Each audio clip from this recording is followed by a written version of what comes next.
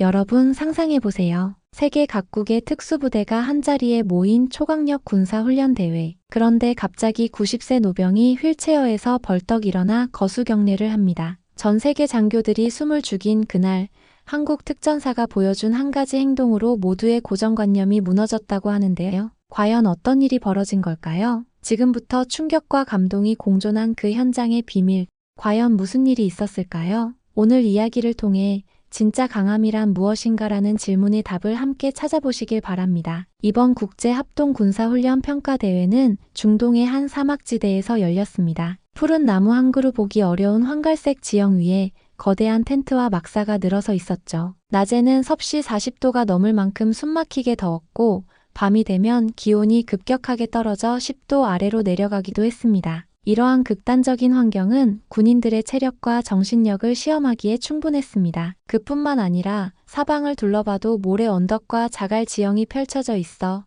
장비 하나를 옮기는 것조차 쉽지 않은 곳이었습니다. 전 세계의 정예 부대가 모인다는 것 자체가 이미 큰 이슈였지만 이 삭막한 사막 한가운데서 열리는 대회라는 점이 모든 참가자에게 또 다른 도전을 안겨주었습니다. 저는 영국 육군 대령 윌리엄 브래드포드입니다. 나토 연합군의 특수작전 사령부 소속으로 여러 나라와 연합작전을 수행해왔습니다. 아프가니스탄, 이라크, 시리아 등지에서 실제로 전투를 치렀고 특수부대 선발 교관 경력도 오래되었습니다. 사실 이런 경력이 쌓이면 웬만한 군사훈련이나 시범행사는 그저 형식적인 이벤트로 보이기 쉽습니다. 저 역시 이 대회를 기술 시범과 퍼포먼스가 주를 이루는 조금은 의례적인 자리 정도로 생각했습니다. 각국 장병들이 멋진 시연을 펼치면 곧 시상식이나 기념 촬영으로 화려하게 끝맺는 식 말이죠. 그런데 대회가 시작되기 전부터 들려오는 소문이 심상치 않았습니다. 이번에 한국군이 상당히 특이한 방식으로 준비하고 있다. 특수작전에 일가견이 있는 팀이 온다. 라는 식의 이야기가 흘러나왔죠. 솔직히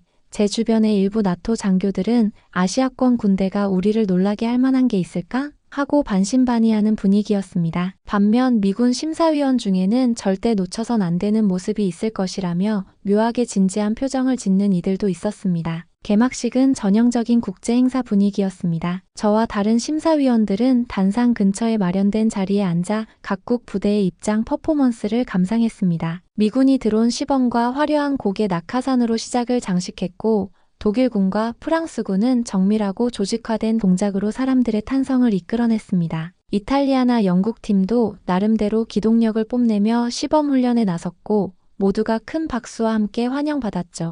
그러다 사회자가 오늘의 특별 초대 손님을 소개하겠다며 목소리를 높였습니다. 무대 위로 전동 휠체어를 탄 백발의 노병이 천천히 들어왔습니다. 그의 이름은 윌리엄 토마스. 믿기 어렵겠지만 90세가 넘은 고령임에도 불구하고 이번 대회에 직접 참석하기 위해 먼 길을 날아왔다고 합니다. 특히 그는 한국전에 참전했던 전적이 있어 미국에서도 꽤 유명한 참전용사라고 하더군요. 일반적인 행사에서도 참전용사를 초청해 기립박수와 예우를 표하곤 하지만 사실 저는 속으로 결국 또 흔한 예우 행사로 이어지는구나라고 생각했습니다. 아무리 훌륭한 분이시더라도 훈련 대회에 실질적인 영향이 있는 건 아니니까요. 그런데 개막식이 진행되던 중 시범 훈련 순서에서 예상치 못한 장면이 펼쳐졌습니다. 다른 나라들이 차례대로 시범을 마치자 한국군 대표단이 무대로 올랐습니다. 다들 드디어 한국군 차례인가 하며 대수롭지 않게 바라봤죠. 그런데 미군 심사위원 데니얼 로버츠가 갑자기 저를 툭 치면서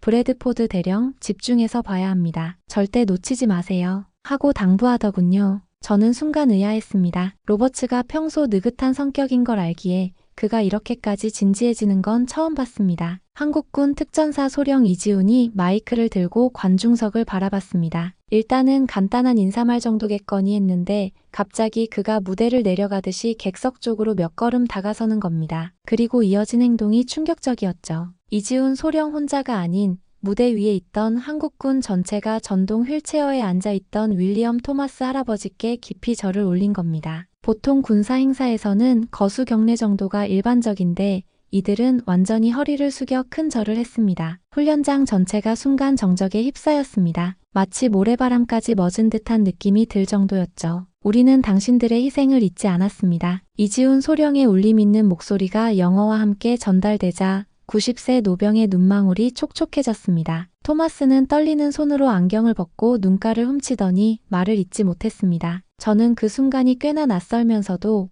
마음 한구석이 묘하게 뜨거워지는 걸 느꼈습니다. 군인이 저렇게까지 하는 의문도 들었고요. 사실 중국군 장 대령과 일본 자위대 소령 다카시 같은 인물들은 시큰둥한 표정을 지으며 전장에서 감상은 쓸모없다라는 식으로 중얼댔습니다. 하지만 저는 이런 진심 어린 경의 표시가 어떤 결의를 상징하는지 어렴풋이 느낄 수 있었습니다. 이틀째 되던 날부터는 본격적인 훈련 미션이 시작됐습니다. 각국 특수부대가 돌아가며 실전 시뮬레이션을 수행하는 방식이었는데 첫 미션은 적진의 침투의 중요 정보를 탈취하고 인지를 구출하라는 과제였습니다. 제한 시간은 고작 30분. 저는 나토 연합군 팀으로 참여해 지켜보았는데 일본 자위대는 신중했으나 시간이 너무 많이 걸렸고 중국군은 화력 위주로 밀어붙여 빠른 시간 안에 목표 지점은 장악했지만 인명피해와 흔적이 컸다는 평가를 받았습니다. 저는 그 중간쯤 되는 성과를 냈습니다만 부상자가 발생해 시간 내에 인질까지 구출하지 못했습니다.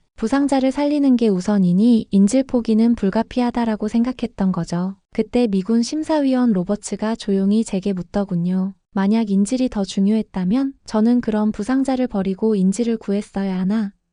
라고 되묻자 그는 무슨 생각에 잠긴 듯 고개를 끄덕였습니다. 이후 드디어 한국군 특전사 차례가 왔고 이지훈 소령이 지휘하는 그 팀은 마치 오랜 기간 호흡을 맞춘 무대 배우처럼 완벽하게 움직였습니다. 적진을 최대한 빠르고 조용하게 파고들어 정보를 획득하고 인질을 구출하며 부상자에 대한 응급조치까지 해내더군요. 말 그대로 전장에서는 포기할 수 있는 생명이 없다라는 걸 행동으로 보여준 셈이었습니다. 심사위원들의 반응은 놀라운 그 자체였습니다. 누구도 그 모든 과정을 제한 시간 안에 완수하리라 기대하지 않았으니까요. 다음날 미션은 시가전 형태로 5층 건물에 테러리스트가 숨어 있고 곳곳에 폭발물이 설치되었다는 상황을 상정했습니다. 여기에 민간인으로 위장한 적도 있다는 변수가 있어 실수하면 민간인을 사살하거나 적을 놓칠 위험이 있었죠. 제가 속한 나토팀은 실제 대테러 작전 경험이 풍부했지만 결국 민간인으로 위장한 적군 몇 명을 놓치고 말았습니다. 일본 자위대나 중국군 역시 실수를 범하거나 불필요한 피해를 입혔습니다. 그런데 마지막 주자로 나선 한국군 특전사는 초반에 시간을 많이 쓰며 건물 주변을 여러 번 돌기에 저러다 시간을 다 쓰는 거 아니야?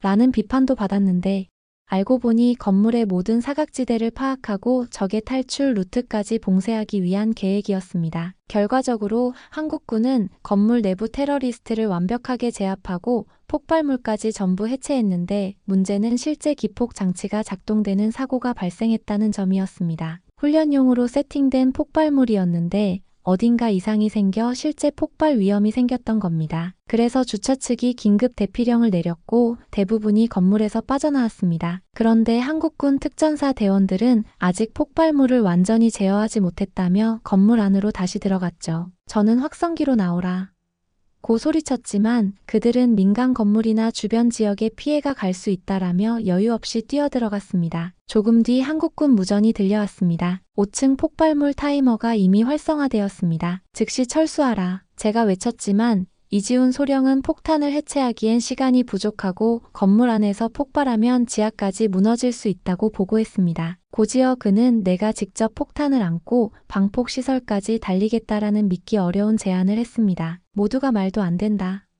고 외쳤지만 이지훈 소령은 이미 결심한 듯 전장에서는 민간인이고 아군이고 적이고 간에 함부로 포기할 수 있는 생명은 없습니다. 라고 응수했습니다. 그러고는 폭탄을 끌어안고 건물 밖으로 뛰쳐나왔죠. 300m 정도 떨어진 방폭시설로 전력 질주를 시작하는 모습은 그야말로 하나의 영화 장면 같았습니다. 땡볕 사막 위에서 폭탄을 품은 군인이 300m, 200m, 100m를 줄여가는 동안 모두가 숨을 죽였습니다. 잘못발이 헛디겨 넘어지는 순간 대형 폭발이 일어날지 모르는 상황이니까요. 저 역시 이 광경을 평생 잊지 못할 겁니다. 다행히 그는 방폭시설로 무사히 들어갔고 곡쿵 하는 묵직한 충격이 전해졌습니다. 예상했던 것처럼 큰 폭발로 이어지지는 않았고 잠시 뒤 연기가 거치면서 시설 문이 열리더니 먼지투성이가 된 이지훈 소령이 비틀거리며 나왔습니다. 임무 완수했습니다. 라는 말과 함께 몸을 가누기 힘들어했지만 그는 살아있었습니다. 그 모습에 전동 휠체어를 타고 있던 윌리엄 토마스 할아버지가 자리에서 일어나려 애쓰는 게 보였습니다. 주변이 만류했지만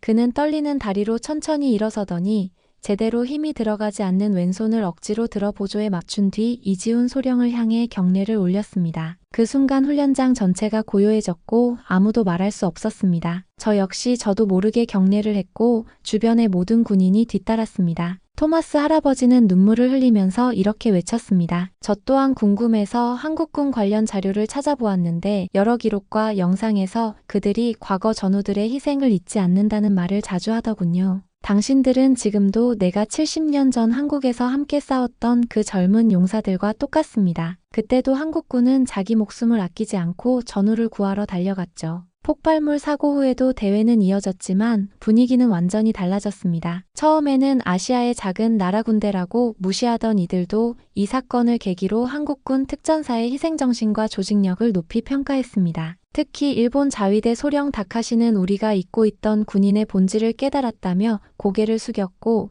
중국군의 장 대령도 폭발물 정보를 알고도 한국군을 시험하려 했지만 결국 우리의 교만만 드러났다라고 인정했습니다. 저 또한 군대란 결국 힘과 냉철함이 전부라고 믿던 제 신념이 크게 흔들리면서 진정한 강함이 무엇인가 고민하게 되었습니다. 며칠 뒤 이지훈 소령은 의료검진을 마치고 복귀했고 브리핑룸에 모인 각국 장교들은 일제히 기립해 그를 맞았습니다. 그는 우리는 단순히 명령을 수행하는 군인이 아니라 선배 전우들이 지켜낸 전통을 이어받아 사람을 보호해야 할 책임이 있는 존재라고 말했습니다. 그 말에 토마스 할아버지는 자신의 훈장을 떼어내어 이지훈 소령의 가슴에 달아주었습니다. 할아버지는 목이 메인 목소리로 한국전에서 나와 함께 싸운 영웅들의 영혼이 당신들 안에 살아있다고 전했습니다. 누군가는 눈시울을 붉혔고 누군가는 힘껏 박수를 쳤습니다. 저는 그 장면을 보며 희생과 헌신이야말로 군인의 진짜 강함을 보여주는 핵심 가치라는 사실을 비로소 절감했습니다. 대회가 끝난 뒤